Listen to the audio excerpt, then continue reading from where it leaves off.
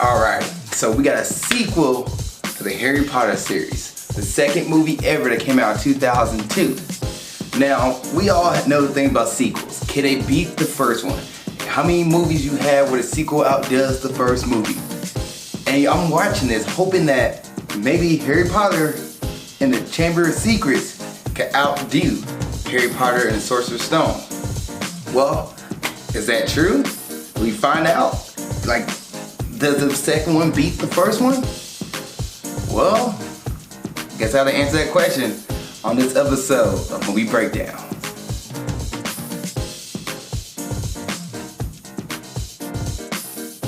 What's up, world? Welcome to another episode of Movie Breakdowns. I'm your host, Ali Zakka, and what is Movie Breakdown? It's a movie review series where we look at new and old movies, give them a grade, A through F, plus and minuses do count. And if there's a movie you want me to review, let me know. Please put in the comment section, and I'll try to get to it as best I can. Also, I have a Patreon, and on my Patreon, you can subscribe to it, and you get first come, first serve when it comes to movie requests and movie reviews and all the other stuff. So you get everything, extra content if you pay for my Patreon. And when you ask for a movie, I go for it immediately, no ifs, ands, or buts. Also, if you like this series, please subscribe to my channel. I really appreciate it, and thank everybody so much who's been watching. This is episode probably 132 or 133. And I appreciate you guys for being around for over 100 episodes plus. So let's go and get into it though. Today's review of Harry Potter and the Chamber of Secrets. This movie came out in 2002. It's still over 2 hours and 30 minutes long. Matter of fact, let me put my computer here to make sure I have the exact time of the movie here. Yeah, 2 hours and 41 minutes. And this movie I'm watching, and I feel like the same stuff happened in the Sorcerer's Stone was kind of like redone in this movie.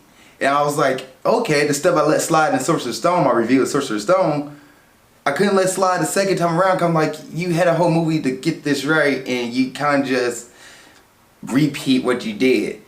And this movie is it has two different stories.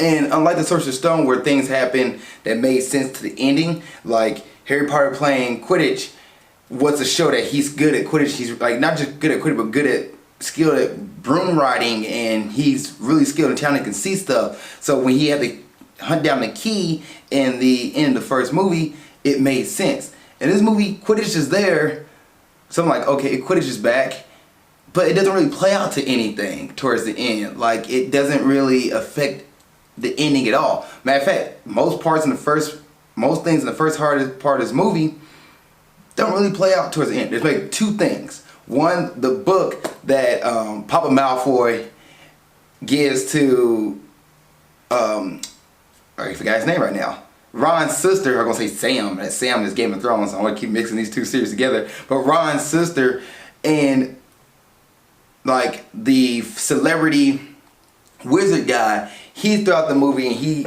kind of he's a teacher at Hogwarts all of a sudden for the second year, okay? And he's in the final scene of the movie, I guess the final, battle, not really, but he's there. And I remember watching this movie, I remember saying to myself, beginning the first part of the movie, when the stuff started to go down, I was like, why doesn't there be a dope with, Ron, Hermione, and Harry? Like, why there's no adult with them? And towards the end, you do get that adult character who's pretty much worthless with the group. Like, why couldn't get Snape to go with Harry? I get it, Snape is Slytherin, and he doesn't really work with Harry because Harry's Gryffindor, but the school is about to be shut down. So why doesn't Snape is like, all right, let's see what we can do and help out here? No, you get the wizard guy who's a celebrity who pretty much a fraud. He's a phony. That's right. You're a big fat phony. And he's pretty much worthless at the end. So how does this movie start off? So the movie starts off with Harry back home, and he want to go back to Hogwarts. He doesn't want to stay at home, but his foster parents are keeping him there. And while he's trying to get out, there's also this house elf by the name of Dobby, who, by the way, starting off with Dobby here, I can't stand this character. One, he reminds me of freaking oh no, what's his name from Lord of the Rings? And now his name just completely, I lost his name. He was right there, the face is there. I just remember his name. Smeagol. I don't know why I forgot his name for a hot second. But yeah, Dobby reminds me of Smeagol. And you guys out there saying, no, Dobby and Smeagol are two different characters. I get that. But the fact that there's both these little, like one's an elf and another one is a dwarf. But they, actually he's not a dwarf, he's a hobbit, sorry. But they just remind me of each other. They both do the same little things, both act annoying, both whiny. I can't stand them. I can't stand both these characters. And Dobby just happens to be a little more adorable, a little more, you know, you can attach to Dobby more than Smeagol, but still, right now, while watching this movie, they irked my soul. So Dobby is trying to stop Harry Potter from leaving, and he's trying to cause a mess, so Harry Potter's stuck in, are they in London? In England. I just know they're in England. Not sure exactly where he's at, but stuck in England. And he's been throughout this movie doing whatever he can to prevent Harry Potter from going to Hogwarts. Like he blocks off the entrance way to the train station. He messed with Harry during the Quidditch match. So he's just been annoying to Harry the whole movie. And he has a master that pretty much abuses him, and he's doing these things to try to save Harry from his master. Ron, on the other hand, comes and rescues Harry and take Harry back to Hogwarts. So Ron and Harry goes to Hogwarts, which is a pretty cool scene where they're driving a car and they try and chase down the train. And yeah, there's like moment where like, oh no, Harry might fall out the car and might die, which you know he's not gonna die, but like maybe like, cause I've never seen this movie, so I have no idea what's gonna happen next. So I'm thinking maybe Harry might fall out, maybe Harry might break a leg or something. Nope, Ron saves Harry, and they get to Hogwarts in the car, and after a bunch of other shenanigans, the car kicks him out and leaves. Just drives away into the forest. And I'm like, okay, so the car is gone without any explanation. Like the car just leaves. And I'm like, all right, sure. Anyway, Harry and Ron get in trouble for driving in a magical car in the real world. So they get in trouble for that, and they kind of like deal with a bunch of other stuff, and just a bunch of other things happen, like more classes. The celebrity wizard who Harry and Ron family goes and see at a book signing, by the way, his name is Guilford Lockhart, Gilroy Lockhart, can't say the dude's name, Gilroy Lockhart. I'm just gonna call him Professor Lockhart. That's his name. So Professor Lockhart, he's a celebrity wizard who has all these stories of grandeur and all these things that he's doing that changing like these grand adventures. And he's one of the teachers to Harry and the rest of the students. And there's a scene in this movie where he teaches about these little elves or fairies, and he releases them into the class, which makes no sense. It's just a bunch of other shenanigans. Anyway, the movie doesn't really get serious until there's a warning put on in blood that's put onto this wall, and it's warning about like the snake called the basilisk getting out, and like there's an evil amongst the school of Hogwarts. So that's when the movie starts to shift, and as Harry's trying to unravel everything, they're trying to figure out what's going on. Harry finds out that he knows he can speak to snakes, but everybody else find out that Harry can speak to snakes, and they're saying like Harry's connected to Slytherin, and the heir of Slytherin is gonna return, and they're gonna pretty much release the basilisk onto Hogwarts and cause crap. So Harry trying to pretty much clean his name in this movie and show that hey, he's not a bad guy. He can always speak to snakes, but it doesn't make him a bad guy. And how we figure this out, there's a battle where Harry versus Drake Malfoy, and they fight each other, and Malfoy brings out a snake. Harry kind of speaks in snake tongue to this snake, and it's kind of egging the snake on to attack somebody, and they was like, wait a minute, what are you guys doing? So Snape's intervened, and there's like, Harry's must be Slytherin or something like that. So more shenanigans. And then Harry comes across this book, and this notebook is the owner, I guess, is a remainder of this guy named Tom Riddle. And you can't write into this book without seeing Like, you write into the book, you don't see anything. So Harry decided to write into the book, like, who his book this is, as a question. The book writes back to him because it's a magical book. And Tom Riddle sucks Harry into the book and shows him like what happened years ago. So the events are happening right now, which this basilisk is getting out and petrifying everybody. Like, you see the snake, you're supposed to die. However, people have been seeing it through reflections or through something else. So they haven't been killed, they just been petrified, which means they can't move. It starts off with Mr. Filch's cat, which is freaking Walter Frey. Starts off with his cat in this movie, and he blames Harry for it. And then Hermione eventually gets hit with this. And so a bunch of the characters in the movie are getting taken out.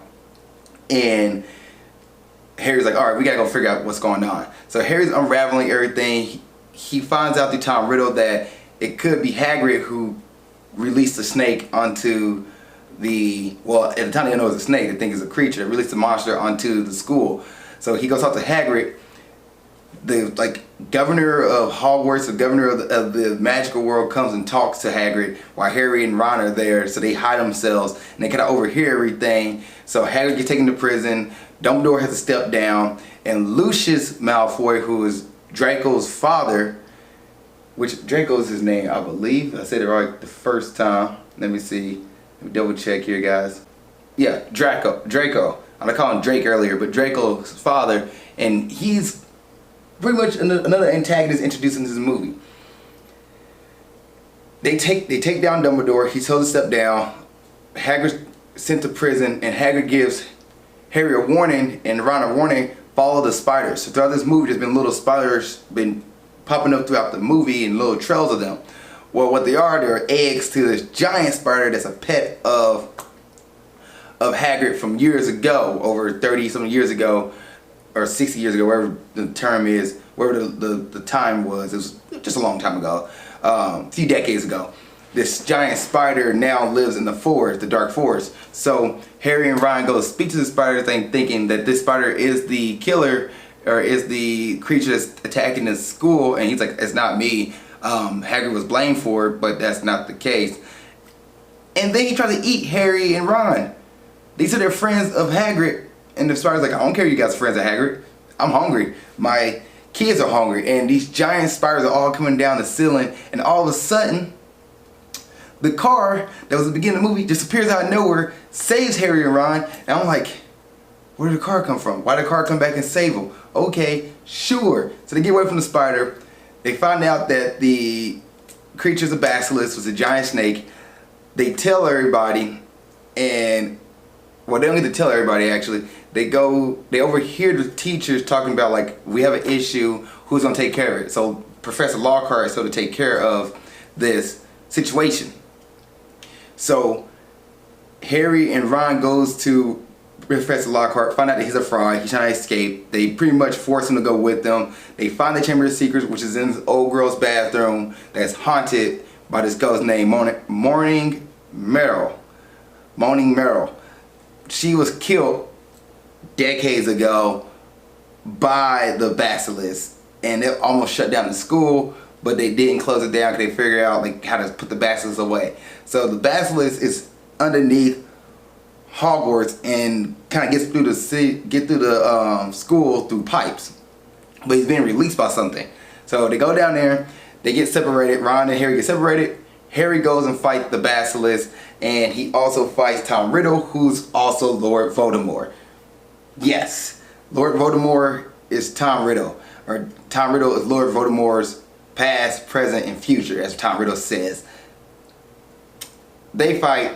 Harry fights the basilisk, which he gets help from a phoenix that comes out of nowhere. The phoenix is introduced to you early in the movie.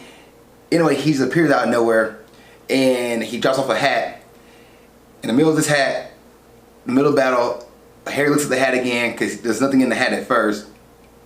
A sword appears, and the sword is supposed to be like a sign of a Gryffindor student, so only a Gryffindor can use the sword.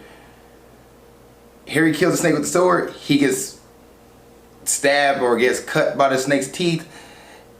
The teeth gets dug into Harry's skin. Harry pulled the teeth out. The venom was supposed to kill Harry, but while Harry's about to die, he also stabs a book that Tom Riddle was using. Tom Riddle's book. He stabs the notebook. Tom Riddle bleeds out and he dies. and Harry's about to die, but the Phoenix come over, saves Harry, and pretty much heals him. There's so much things that goes on with this ending battle that throws me off, and I'm like, what? Okay, that's happening. All right, sure, this is happening. This is happening. I need explanation. What's going on here? What? And then at the end of the movie, Dumbledore explains everything to Harry on why this happens. The Phoenix came because you showed loyalty to Dumbledore, showed loyalty to me. The Phoenix heard that. The Phoenix appears to that. He only summons when loyalty is shown, and you only can use a sword that appears out of nowhere unless you're a Gryffindor. Okay.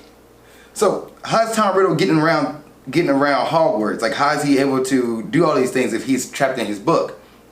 Well, Tom is using Ginny Weasley, which is Ron's little sister, as pretty much not a medium, but as he's tricking her to do stuff for him. So she's the one who's been like releasing the basilisk. She's the one who's been doing the warnings and all that stuff, because Tom is forcing her to do this. He's persuading her to do this. So she's kind of like under his spell, and eventually Tom was trying to put himself inside of Ginny and pretty much become Voldemort again. Voldemort going to take the vessel of the girl and use that, which also is kind of weird, but whatever. But yeah, Voldemort going to use this girl, which also probably a smart idea too, because nobody would expect the little girl to be like the bad guy, I guess, at this point. But yeah, Harry stops this by himself. Also, I want to mention in this last fight scene that the camera angle shifts to a bunch of Dutch cut angles, or Dutch angles, and it's like the movie doesn't show it all the way through until the last battle where the camera starts shifting and tilting. And I was like, what's going on? Why do they keep showing these tilted camera angles? I don't like this.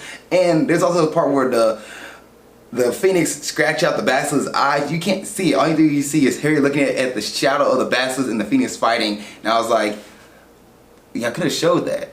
I don't think it's that bad of a thing. Just show him peck at the eye and that'd be it. And like, you don't have to show the eye like you know, bleeding or anything. They just show the what you call pecking at him. I don't know.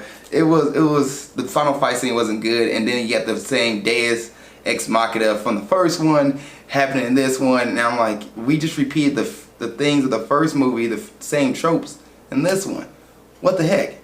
And you're like, Ali, that's a lot going on there. Why? Why is this going on? Well, that's how the movie happened. The movie had a lot going on there, and I kid you not, this movie has a lot going on. It's 2 hours and 41 minutes, a lot going on, and I felt like it was a tale of two movies.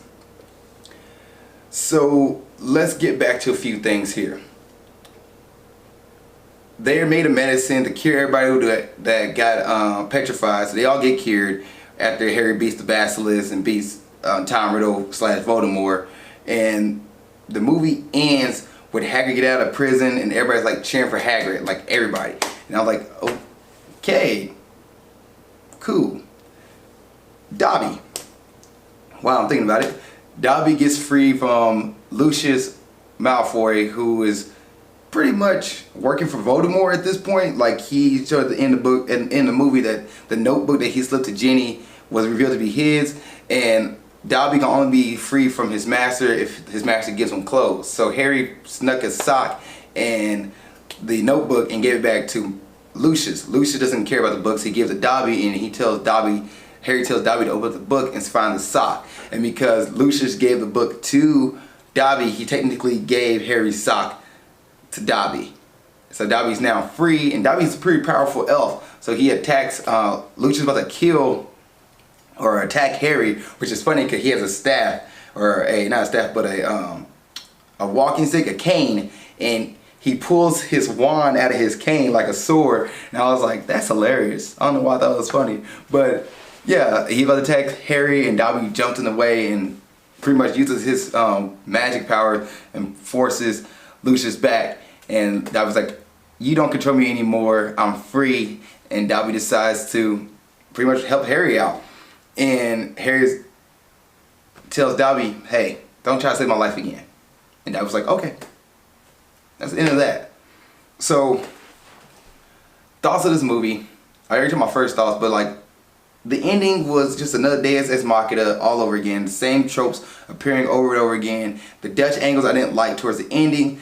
And I'm still curious to see what the third movie's gonna be like. Like, I don't like Dobby in this movie, but he might grow him in the next one. So I'm excited to see what he can do now he's free and now he's not so annoying of a character. Harry, Hermione, and Ron, I do want to see more of them. Freaking Ron is hilarious in this movie. His facial expressions and every little thing, I freaking love him. The jokes feel a little more kiddish than the first movie for some reason. Maybe because they're older and they're saying the same jokes they did in the first one. I don't know, but it just seemed a little odd with some of the jokes, so they kind of hit or miss for me. But overall, I was into this movie. It's just a few things that like I felt like I've seen this before that kind of affects my grade of this movie. Characters. Put my laptop over here. I'll just break it down from beginning to end. So we got Daniel Radcliffe who plays Harry Potter. He's great. Did great. Rupert Grint who plays Ron Weasley. Like I said, he's great. I freaking love his facial expressions. He's hilarious. I don't think he's meant attention to be hilarious, but his face is it's awesome. It's awesome. Emma Watson who plays Hermione Granger. She's great in this movie too. And also you found a new thing that she's a mudblood. Mudblood or mudblower. I think it's mudblood. So mudblood is somebody who doesn't have wizards as parents. They're a normal person, as they're called muggles, as in the movie they call muggles, which are humans that don't know anything about magic or in the magic world. She's born a muggle, born a human, and her parents don't know anything about wizardry. So this is also I like because it shows that why Hermione is always learning and why she's so adept or so in tune with becoming a wizard and want to perfect her craft, because she has a disadvantage than everybody else. She wasn't born a wizard, she wasn't born a wizard. She learned how to become a wizard. So I thought that was pretty cool. I like that. Who else we got here? Toby Jones, who's in Captain America, he plays Dobby. His voice is great. He did good. Draco Malfoy, played by Tom Felton. He did great. He's more in this movie in the first part of this movie. He's still the dick character. He's still the jerk you love to hate. But you see more of him and Harry's rivalry, because he even joined the Slytherin's Quidditch team. So you see their rivalry really started to take off a little bit more. Like, you knew in the first movie they're going to be at odds with each other, but now you're starting to really see that more in this movie. So that's why like this movie has a tale of two stories. The first part is really Harry and Draco rivalry, and they're beefing out in the gang dealing with Draco, and who's just being a dick to them. Lucius Malfoy, played by Jason Isaac. When I first saw him, like, this dude looks familiar to me. It's because he plays in The Patriot. He's in The Patriot with Mel Gibson. He's the bad guy in that movie. He's the bad guy in this movie. I thought he did great. Robbie Coltrane as Hagrid, the giant. Freaking love Hagrid. He's my favorite character so far. He did great. Kenneth Branagh, who plays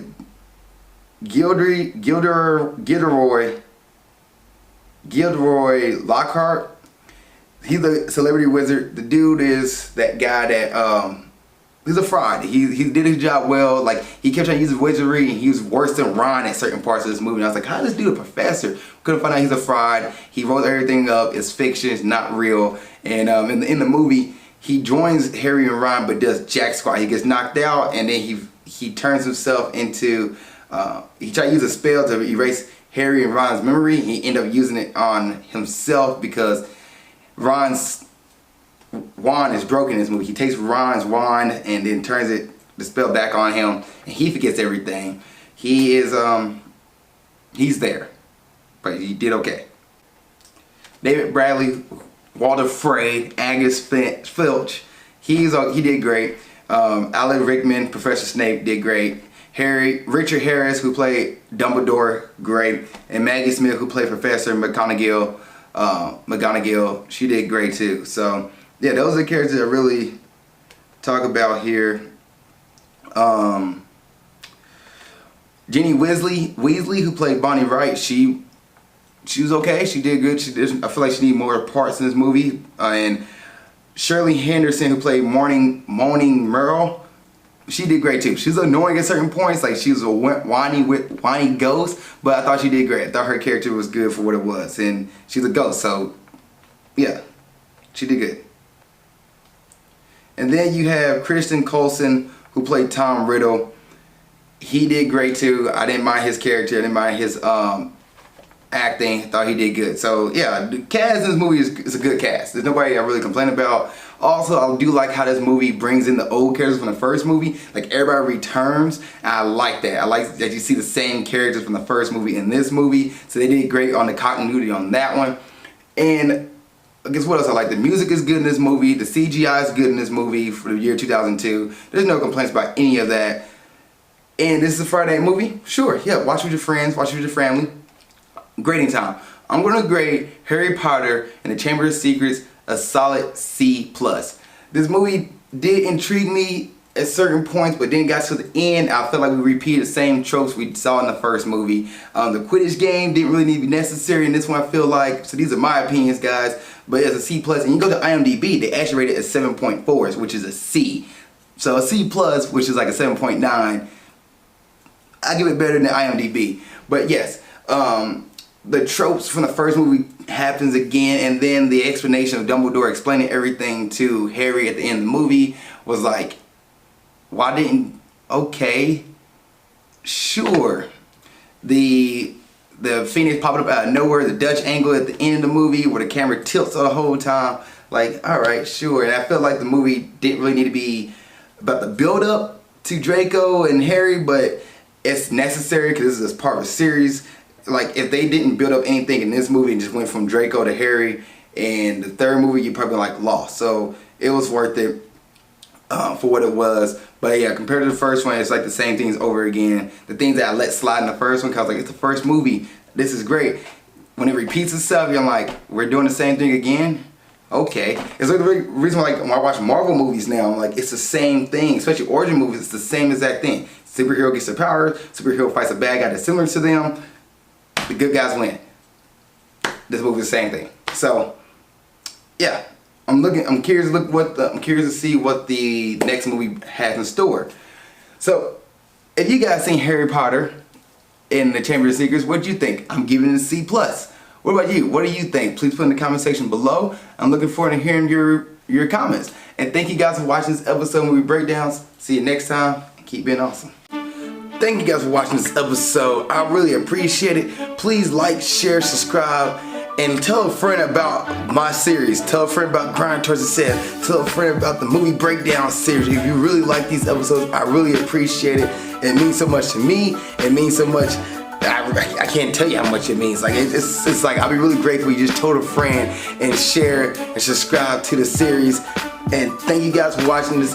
Also, if you want to follow my journey outside of YouTube or Facebook, you can go to my Instagram page and you can follow me on my Instagram page at Ali_Zakka. It's right here. Put it right here in my face. That way you're like, where's his face at? Well, it's right behind the Instagram logo. Yeah, but you can follow me on my Instagram page. And also, if you want another episode of Grind Towards Success or Movie Breakdowns, you can watch the episode of Grind Towards Success right here. You can watch the last episode of Movie Breakdowns right there. Thank you guys for watching. I really appreciate it. See you guys next time. Keep being awesome.